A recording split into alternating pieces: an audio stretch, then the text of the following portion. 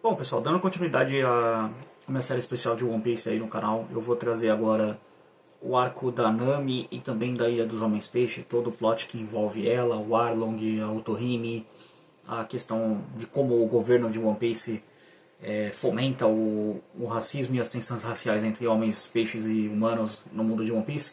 Então, bora falar sobre isso no vídeo de hoje, que já aviso, vai ficar um pouco longo. Roda a vinheta.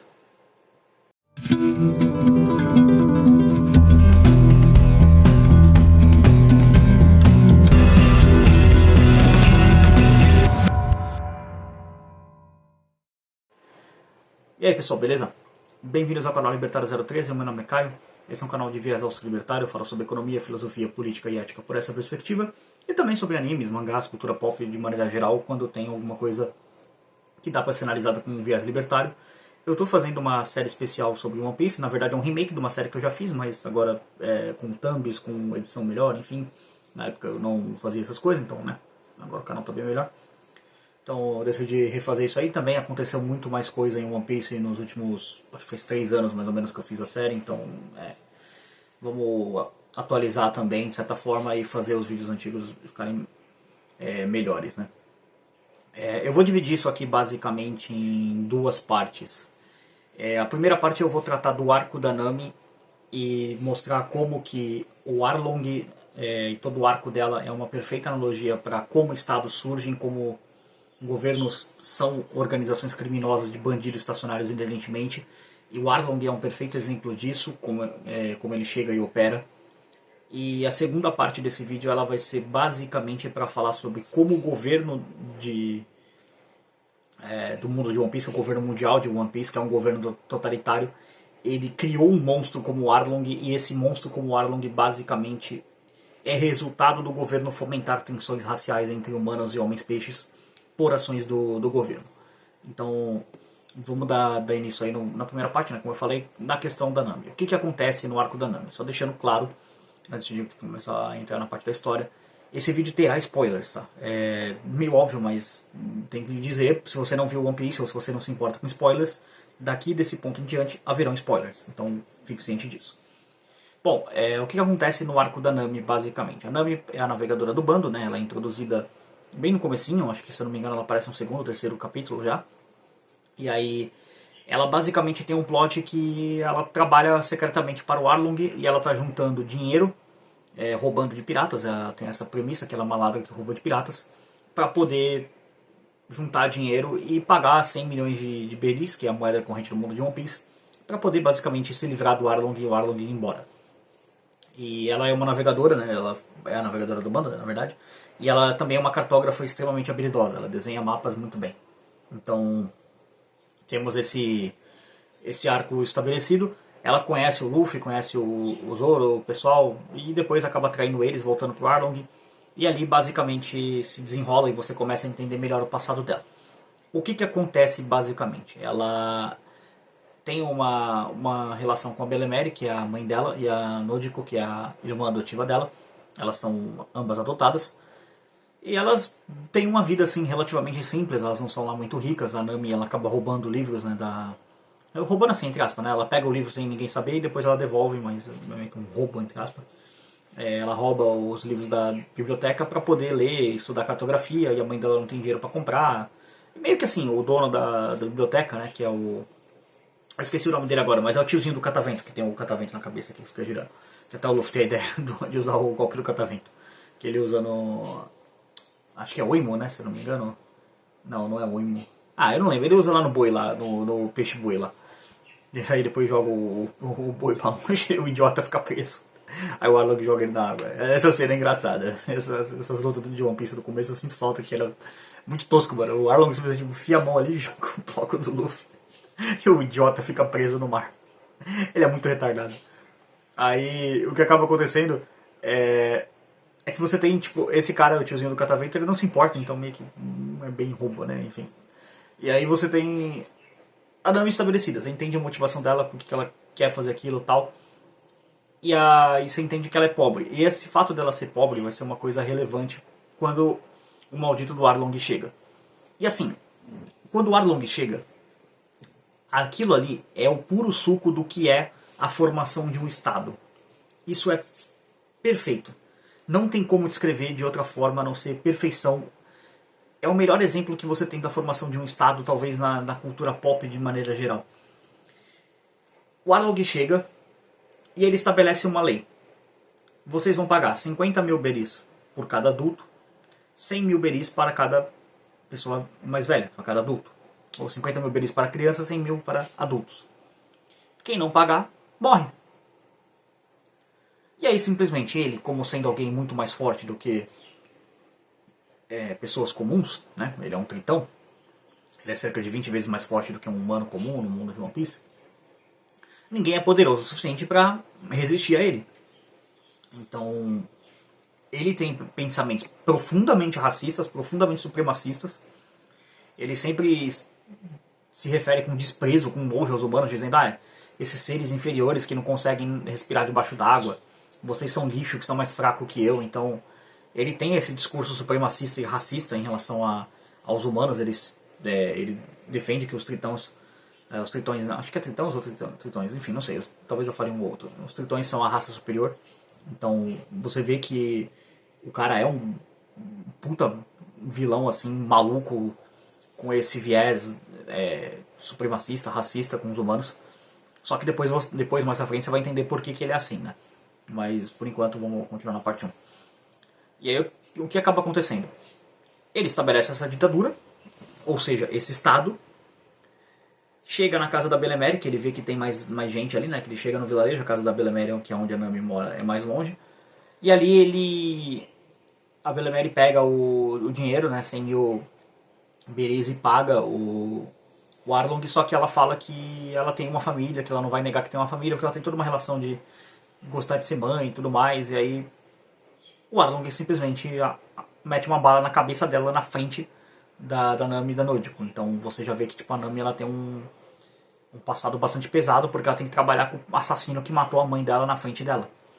Então você já vê que tipo, é muito louco. E aí tem a cena que até tá na thumb, né, que é a cena quando ela começa a se esfaquear e tipo, e ela pede: Luffy, Tasquete, que tipo, Luffy, me ajude. E aí o Luffy tipo, pode deixar. É muito louco essa cena. Eu acho que foi essa primeira grande cena assim, eu no One Piece, eu falei: caralho, isso aqui é diferente, velho. Porque esse arco da Nami, ele é um arco pesado, sabe? Ele é um arco sobre abuso psicológico, abuso talvez até físico. Físico, na verdade, com certeza, que a Nami meio que apanha certas vezes do Arlong. Não se deixa isso entendido, mas talvez seja até o caso de abuso sexual, não sei como. Porque, teoricamente, existem híbridos de humanos e homens-peixes no mundo de One Piece, então não se sabe se teve isso. Acho que o Oda, se fosse um mangá seinen, talvez isso seria trabalhado, mas acho que sendo um shonen, eu acho que o Oda não foi pra essa linha, né? Mas fica em aberto se rolou isso também. Então você tem tudo isso do que o Arlong faz, toda essa monstruosidade que ele faz com a Nami. Em última análise, o Arlong ele é o perfeito exemplo do que é um estadista, do que é um chefe de estado. Ele é um ditador, é um assassino, um psicopata, que ele chega numa determinada região com a sua gangue de assassinos psicopatas, igual, que o grupo dele é assim, e fala: olha só, eu sou a nova lei, esta é a nova lei, ou você obedece ou você morre. E as pessoas pagam, o que é o imposto que o Arlong institui, essa cobrança nada mais é do que um imposto, e quem não paga, ele mata. Isso é a verdadeira natureza do governo. O governo é uma gangue de bandidos que chega num determinado local, estabelece um governo, ele mata uma parte da população para dizer, tipo assim, ó, é sério, como eles fizeram com a Belemere, tipo, ó, se vocês não pagarem, a gente vai matar vocês mesmos, a gente não tá brincando. Fere algumas pessoas, né, o tiozinho do Catavento, ele fica todo ferido, que ele é cortado com espada, quase morre. Então ele usa da força para dizer: olha só, a gente não vai matar todos vocês, porque a gente precisa que vocês paguem a gente.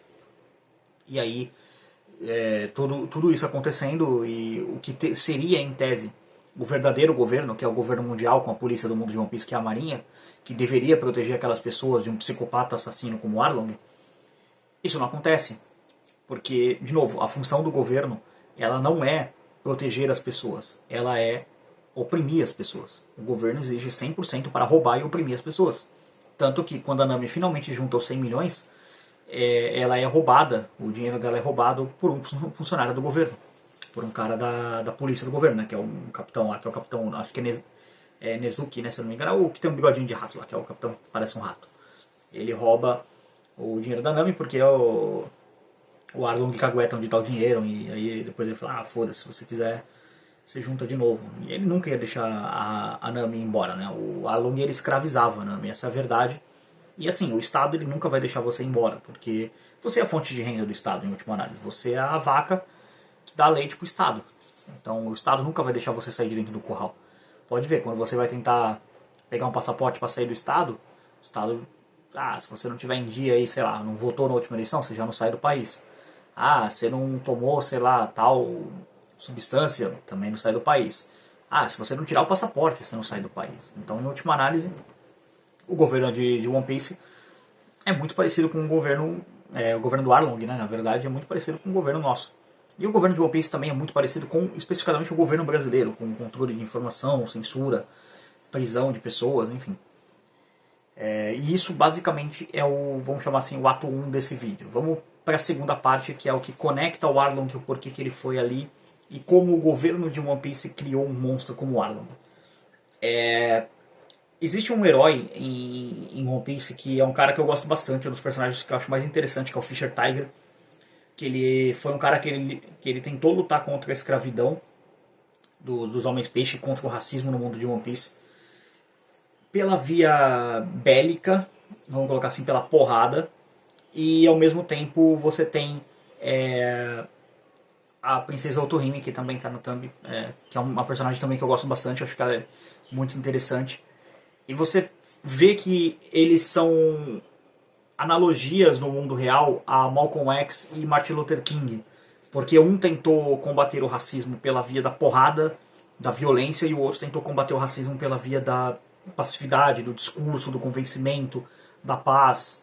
E eventualmente, assim, o Arlong e também o Rhodey Jones, eles acabam sendo o herdeiro desse lado maligno, desse lado vilanesco de você tentar escravizar os humanos, porque os humanos escravizaram os homens-peixes, e ao mesmo tempo você tem os herdeiros da vontade da Otohime, que é a própria filha dela, e todo o novo governo estabelecido na Ilha dos Homens-Peixe, que não quer ir para esse lado, porque o Luffy basicamente derrotou esse lado maligno. Só que o Fisher Tiger, ele não era necessariamente um vilão, ele era mais numa linha de um anti-herói. Porque, por exemplo, ele é o cara que invadiu Marijoice, né, como é chamado hoje em dia. Na época era Marijoa, né, mas agora é Marijoice, é o nome correto. E basicamente ele libertou todo mundo, ele libertou humanos e homens-peixes. Ele não fez distinção racial entre os escravos, porque como ele foi um escravo, ele sabia que ser escravo era uma coisa ruim, independente se fosse um humano e tal.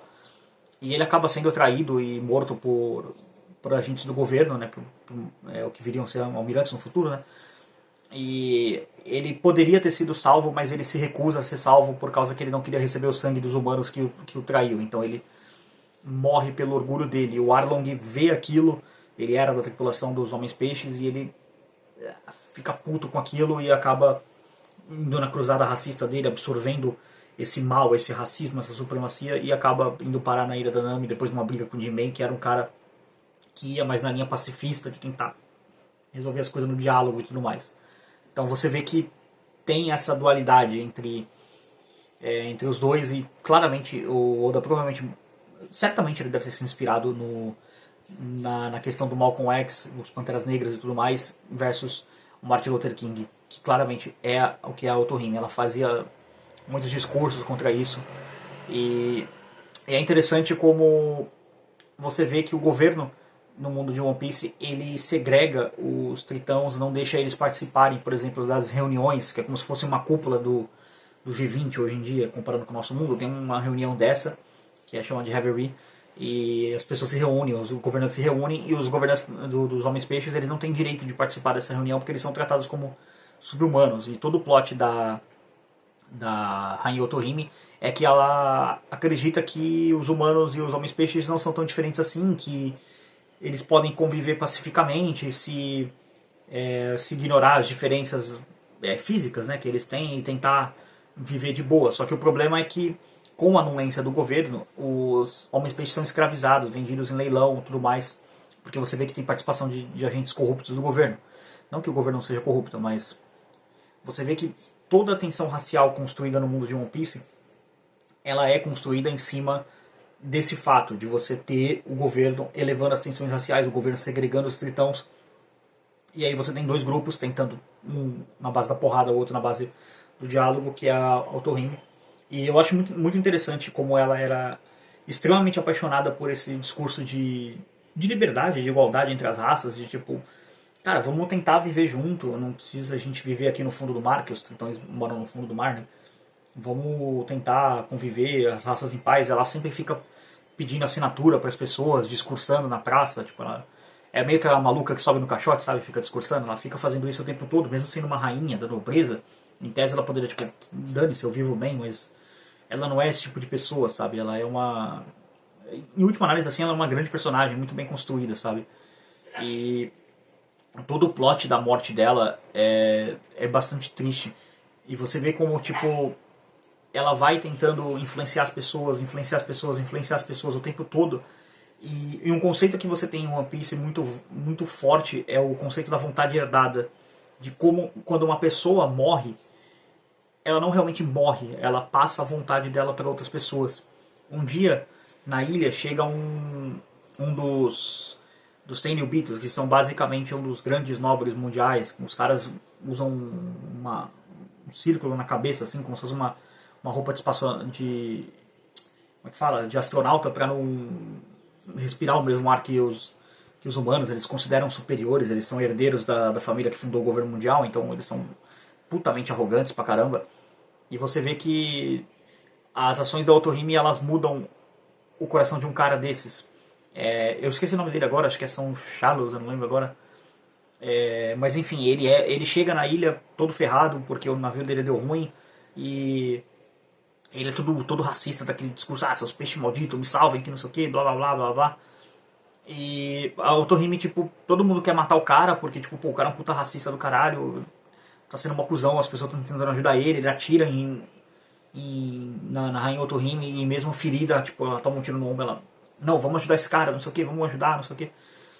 E toda essa bondade dela, ela toca esse cara, sabe? Ele muda realmente, ele deixa de ser aquele cara racista, aquele cara psicopata, sabe? E ele, tipo, vira uma boa pessoa.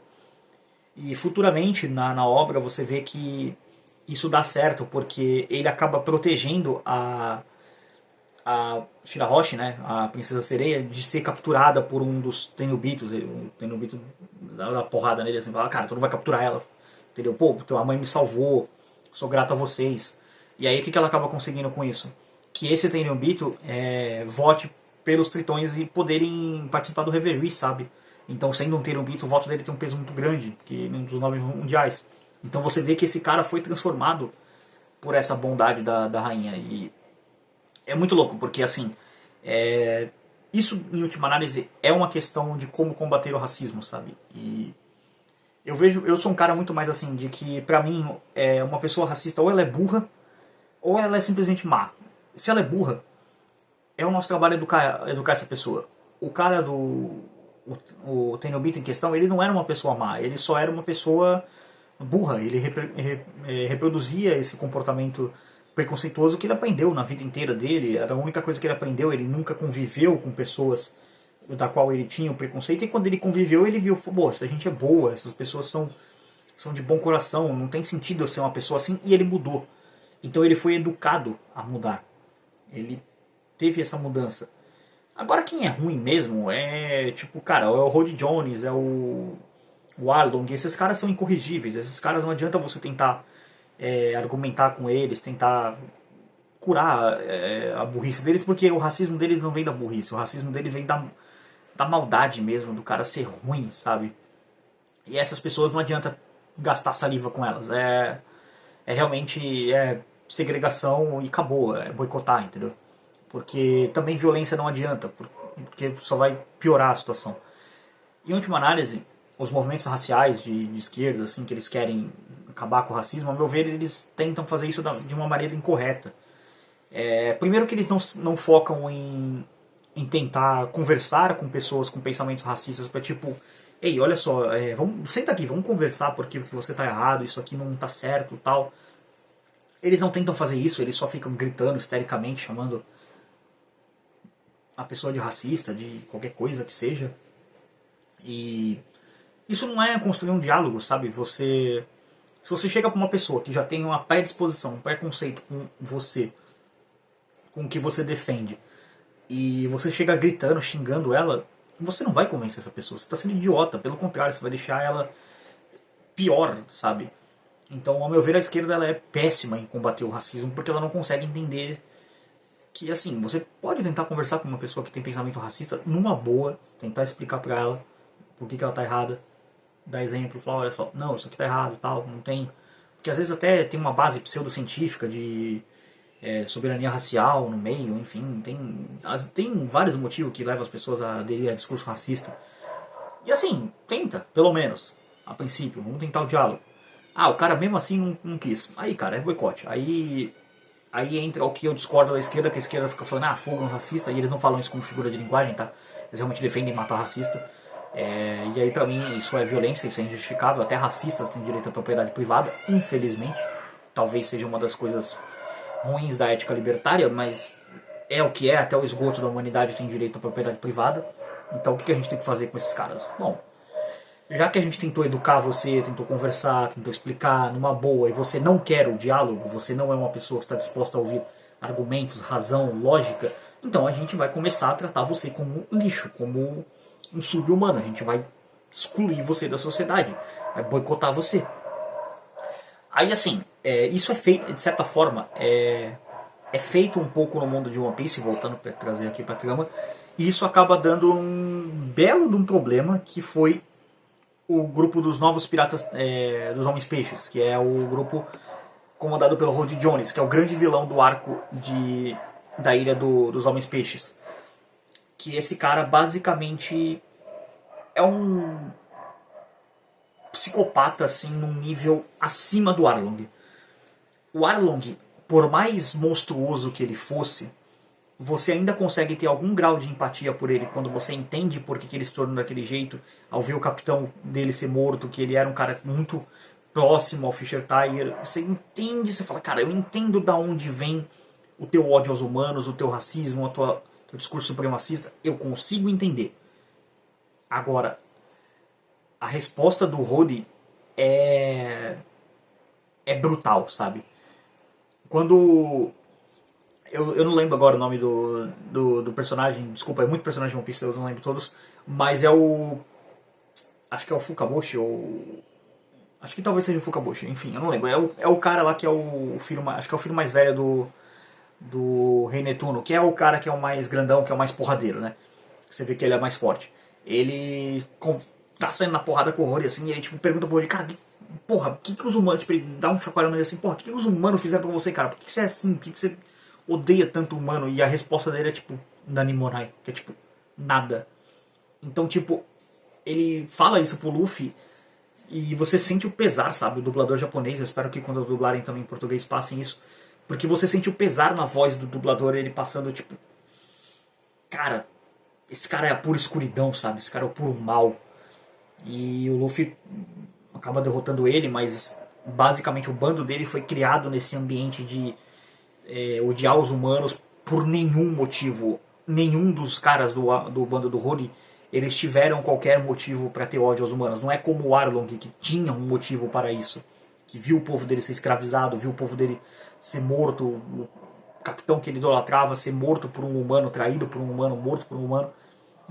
Não era isso. O Rory não tinha essa motivação. Ele simplesmente era um fruto dessa escuridão, desse racismo, dessas tensões raciais que existia. E não estou diminuindo ele, dizendo que ele é menos vilão por ele ser vítima desse sistema. Pelo contrário, ele é um grande vilão, assim, no sentido de um grandíssimo filho da puta, porque ele tenta escravizar o povo da Ilha dos Homens Peixe. Ele é o cara que mata o Torrime e ele joga a culpa no humano. Ele era da guarda, então ele tinha acesso à arma, ele dá um tiro no Otorrime, mata o Otorrime e joga a culpa no humano para poder elevar a tensão racial na ilha. E aí quando a verdade é descoberta, as pessoas tipo, ficam, caraca, um do nosso próprio povo matou a nossa rainha. E você vê que o Luffy, faz um ato muito simbólico, né? Porque o Luffy, ele tentando olhar isso assim da perspectiva dos homens peixes, que você vê as crianças vendo isso, tudo acontecer, e aquelas pessoas, aqueles homens peixes que estão vendo a luta, que a luta é basicamente numa praça central, elas estão vendo um bando de humanos combater gente da espécie dele, que eles veem que são pessoas ruins, que veem que mataram a rainha deles, ou seja, o cara que deveria proteger o próprio povo, que seria o Rory Jones, ele assassinou a rainha do nosso povo, e agora ele quer que a gente se torne igual a ele, e tem um humano tentando defender a gente desse cara. Tenta entender como isso ressoa na cabeça desses tritões, dessas pessoas, porque tipo, os caras... Será que os humanos são tão ruins assim? E pra mim, assim, esse arco, o Oda, gênio demais, ele termina a batalha com o Luffy, tipo, ele toma uma mordida, né, que o Rory Jones é um tubarão, né, então ele dá uma mordida nele aqui e ele fica sangrando a luta inteira, então ele perdeu muito sangue. Só que o Luffy tem o sangue tipo F, né, no mundo de One Piece, que é o sangue mais raro. E quem que tem o sangue igual ao dele? O do Jinbei, que depois vai entrar no bando, não agora, mas depois vai entrar no bando. É ali quando o Luffy convida ele pra ser do bando, ele fala, ei Luffy, Jinbei, entra no meu bando e tal. E o Jinbei, ele faz a doação de sangue pro Luffy, e a questão do sangue na Ilha dos Homens Peixe é proibido fazer isso. Só que assim, eu acho engraçado porque o Jinbei meio que tipo evoca o lado do pirata dele. Foda-se, eu sou um criminoso, eu vou salvar esse cara, dane-se as leis desse país. Eu acho engraçado essa cena. E aí ele doa o sangue e todo mundo ali que viu aquela batalha brutal assim, ele vê tipo, cara, um tritão e um homem-peixe, um tritão e um humano salvando, um tritão salvando um humano. E aí volta as memórias do Fisher Tiger, né? Porque todo mundo sabe o que aconteceu com ele. A história é conhecida que tipo ele morreu porque ele se recusou a receber o sangue de um humano. E dessa vez um tritão voluntariamente doou sangue para um humano. Então é muito simbólico. O anime ele faz uma animação bem bonita do tubo assim, do Jinbei pro Luffy. E a nova geração vendo aquilo, sabe, sendo impactada por aquilo. E no fundo, quem acaba vencendo a batalha sobre como combater o racismo nessa questão, acaba sendo a Rainha Otohime, sabe? E, de certa forma, o pacifismo dela, o discurso dela de tentar ajudar, fez com que os tritões conseguissem chegar na Reverie. Teve, na Reverie seguinte, esses eventos, teve, na reunião seguinte, né? Os tritões estavam lá, mesmo com problemas, com um cara, como eu falei, né, um tritão lá, um Tenryubito retardado tentando escravizar a Shirahoshi, ele foi defendido por aquele Tenryubito que foi salvo pela Rainha Otohime. Então você vê que o legado dela passou para frente. Aquelas crianças viram que esse não é o caminho, as crianças que estavam vendo a luta, e todo aquele arco negativo acabou sendo derrotado, aquela coisa ruim. Acabou sendo um pouco de certa forma, das duas coisas, porque a pacificidade, o pacifismo, o discurso, a pregação de paz da Otohime deu resultados. Só que, cara, existem pessoas que... É aquilo. Existem pessoas que não podem ser convencidas por argumentos, como diria o Android 16. Então o Luffy basicamente pegou uma dessas pessoas, que era o Rory Jones e todos os membros dele, né, a galera já pode parar, sentou a porrada em todo mundo, e é isso, sentou a porrada e falou, cara, se você não vai escutar a razão, desculpa, você vai ter que escutar a força. E foi o que aconteceu. O Rory Jones foi derrotado por causa disso. E eu acho incrível como essa luta mostra o parâmetro de poder do Luffy, né? Porque o Rory Jones, ele... Eu lembro quando eu vi isso, eu achei que o Luffy tava, tipo, ridiculamente forte, e não era tanto assim. É que o Rory Jones era muito fraco. Porque ele vai tomando várias pílulas lá pra ficar mais forte, e ele luta com o Luffy a maior parte do tempo debaixo d'água, e mesmo assim ele toma uma surra. Porque o Luffy tava lutando num ambiente que era completamente desfavorável pra ele. Então... eu achei meio estranho esse arco. Quando eu vi isso, eu falei, pô, o Luffy basicamente zerou o mundo de One Piece, mas na verdade não era. O bando do Jones era muito fraco mesmo, né? Comparado com o que os Mugiwara estavam naquela época, né? Então é bastante interessante ver isso, como governos elevam as tensões raciais, né? Você tem, por exemplo, um exemplo agora que aconteceu nessa semana, né? Eu não fiz vídeo sobre isso, mas acho que cabe aqui dentro. Essa história de cotas em universidades, aí um rapaz pardo claramente o rapaz é pardo, assim, você vê que ele tem toda a característica, todo o estereótipo que a gente brasileiro chama de pardo, que é aquela pele, ela não é nem morena, nem branca, ela fica naquele meio termo, também não, ele não é, que a gente tem meio que tipo assim, o moreno, o negro e o pardo. O pardo, ele é mais claro do que o moreno, de certa forma. E aí você vê que o cara tem todo o arquétipo, o nariz dele, o lábio que é mais grosso, porque vem da descendência africana e tudo mais. E o cara foi considerado que ele não era pardo e a faculdade cancelou a vaga dele. Então, tipo, acaba virando um tribunal racial. Não, vamos medir aqui pra ver se você é pardo, se você não é. Isso, querendo ou não, eleva as tensões raciais na sociedade. Porque, pensa assim, vamos dar cota pra pardos e negros, beleza. Aí um negro rico consegue cota na faculdade, um branco pobre não consegue, você joga as tensões raciais lá pra cima, entendeu? É sempre o governo interferindo na propriedade privada que causa isso. No mundo de One Piece foi exatamente isso. O governo interferindo na soberania dos povos, segregando lá para baixo, literalmente para 10 mil metros de profundidade, a Ilha dos Homens Peixe, não deixando eles participarem da vida em sociedade, né, do resto do mundo. Eles ficam isoladinhos lá no cantinho deles lá e sendo tratados como uma espécie, sei lá, de circo, de certa forma. Toda vez que eles aparecem na superfície acabam sendo capturados para serem vendidos como escravos em leilões. As sereias são cultuadas como se fossem, sei lá, troféus para as pessoas. É horrível todo o tratamento que é dado para os tritões sereias, homens peixe de maneira geral, do mundo de One Piece. E tudo isso com a anuência do governo de One Piece, que deveria proteger as pessoas, né, em tese, como todo governo. Só que a gente libertário sabe que eles não protegem o governo. O governo não serve para proteger as pessoas, serve para escravizar as pessoas. O arco da Nami mostra isso perfeitamente muito bem, como uma ditadura estabelecida na ilha da Nami, e precisa da intervenção de pessoas externas para resolver o problema. No caso, o Luffy sentando a porrada naquele desgraçado do Arlong e resolvendo a ditadura, restabelecendo o governo.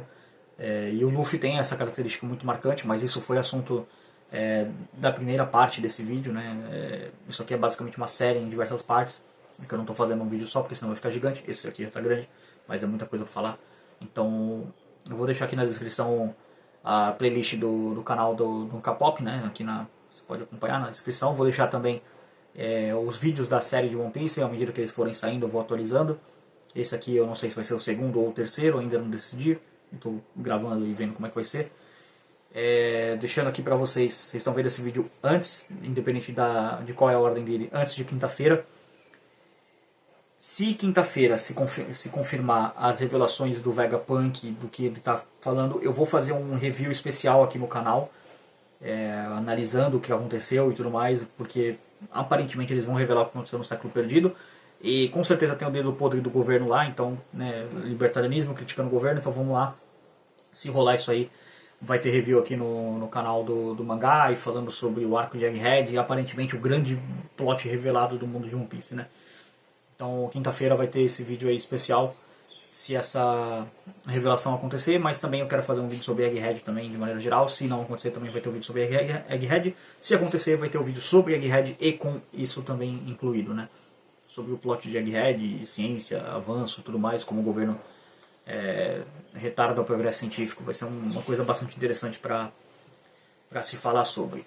Se você chegou aqui até o final, agradeço você por ter chegado. É um vídeo longo, como eu disse, então muito importante a galera assistir até o final. Deixa sua curtida, seu comentário. Se inscreve no canal. No momento da gravação desse vídeo eu estou perto de bater os 900 inscritos. Ajude o canal a chegar nos 900. Falta pouquinho. Na descrição você vai encontrar os links das minhas redes sociais. Segue lá também, pra galera que me segue nas redes sociais tá sabendo que essa série vai sair tipo uns 3, 4 dias antes. Se você quiser também apoiar o canal, você pode apoiar através de Bitcoin, Bitcoin Lightning ou Nano, que são os meios de criptomoeda, ou você pode apoiar via Pix, que é o contato.libertario03@gmail.com. Esses são os meios para apoiar o canal. E na descrição também você vai encontrar os links do Nathan da Make Easy English, que é o parceiro aqui do canal. Ele ajuda aqui com aulas de inglês nos nossos inscritos, então se você for inscrito aqui no canal e mandar uma mensagem para ele e falar, pô, tô querendo aprender a falar inglês, tem um desconto na matrícula, você ganha um desconto, eu ganho um desconto, faça negócio com libertários muito importantes. E também se você quiser contratar alguém para fazer thumbs como essa aqui, que dessa vez tem thumb, né, da outra vez não tinha quando eu fiz esse vídeo, você pode contratar a Ana, que é minha designer de thumbs. Na descrição tem um contato dela também. Ela também é libertária, não faço negócio com não libertários. Então é isso aí, agradeço a todo mundo que assistiu o vídeo. Se inscreva, comente, compartilhe, só reforçando. Por esse vídeo é isso. Tchau, tchau.